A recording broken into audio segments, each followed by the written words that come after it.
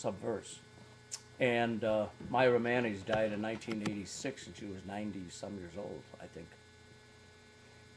And the interesting thing about her is that in the book Subverse, it's a book of poems. She was a satirical, sarcastic poetess, I suppose. And she was born in 1908 or something and died in 1986. And she wrote a poem called Symbols. And interestingly enough, it was on page 63. And the poem goes as follows. Symbols, excuse me, symbols to be avoided like Neville Chamberlain's umbrella by future presidents. Well, that's interesting because that really is a prediction. She published that poem in 1959, and of course the Democratic frontrunner for the presidency back then in the Democratic Party was JFK.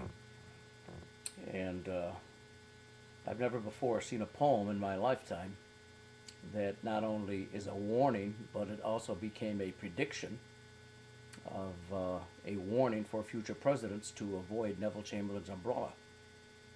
Well, the interesting thing about it, when Kennedy's murdered in Dallas, Texas in 1963, one of the last things he must have seen was the umbrella man who steps off the curb with Neville Chamberlain's symbolic black umbrella of capitulation.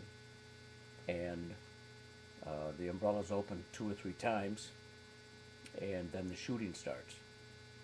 So I often wondered whether Myra Mannes ever reflected on her poem as being prescient or predicting, and she hit the money right on the head, as they say, because her poem basically predicted the future president of the United States' assassination.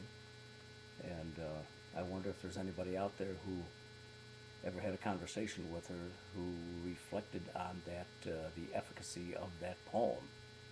And again, it's on page 63 in her book Subverse, Symbols to be Avoided, like Neville Chamberlain's umbrella by future presidents. And that's a historical question that's open, and I'd like to hear if anybody has any information regarding that. Thanks.